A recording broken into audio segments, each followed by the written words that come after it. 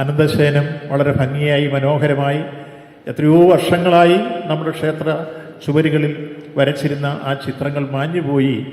പുതിയ തലമുറയ്ക്ക് അത് മനസ്സിലാക്കാനും അത് ആസ്വദിക്കാനും കഴിയുന്ന സാഹചര്യം ഇല്ലാതെ വന്നപ്പോഴാണ് അതിൻ്റെ ഭംഗി വീണ്ടെടുക്കാൻ വേണ്ടി ആ ചുവർ ചിത്രങ്ങൾ പുതിയതായി നിർമ്മിക്കണം അല്ലെങ്കിൽ വരയ്ക്കണം എന്ന് നമ്മൾ ആലോചിച്ചത്.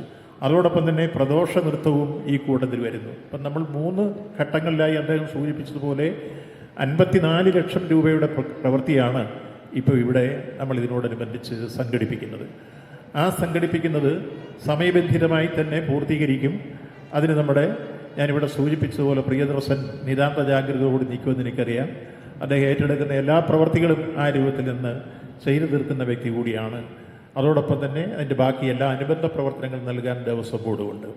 അപ്പോൾ ഈ കൂട്ടത്തിൽ ഈ ക്ഷേത്രവുമായി ബന്ധപ്പെട്ട് 2-3 കാര്യങ്ങൾ കൂടി ഞാനും ബഹുമാനായ പ്രസിഡന്റും തമ്മിൽ സംസാരിച്ച് പൊതുവിൽ ഇപ്പോൾ ഞങ്ങൾ ധാരണയാക്കിയിട്ടുള്ള കാര്യം, ഒന്ന്, നമ്മുടെ നേരത്തെ അനന്തഗോപൻ പ്രസിഡന്റായിരിക്കുന്ന ഘട്ടത്തിൽ തന്നെ ഞാൻ തന്നെ തറക്കല്ലിട്ട കിഴക്കേ ഗോപുരത്തിൻ്റെ പ്രശ്നമുണ്ട്.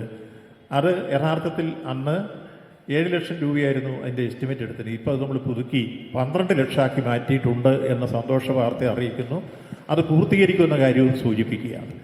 രണ്ടാമത്തെ കാര്യം, ഇവിടുത്തെ ഊട്ടുപെര വളരെ മോശമായി കിടക്കുന്ന ഒരു സ്ഥിതിയുണ്ട്.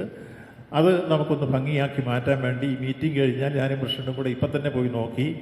അത് ഭംഗിയാക്കി മാറ്റാൻ എത്ര സമ്പത്ത് വേണ്ടി വരുമോ അതും ഞങ്ങൾ തന്ന് ഈ കാര്യം നിർവഹിക്കും എന്ന കാര്യം സൂചിപ്പിക്കും.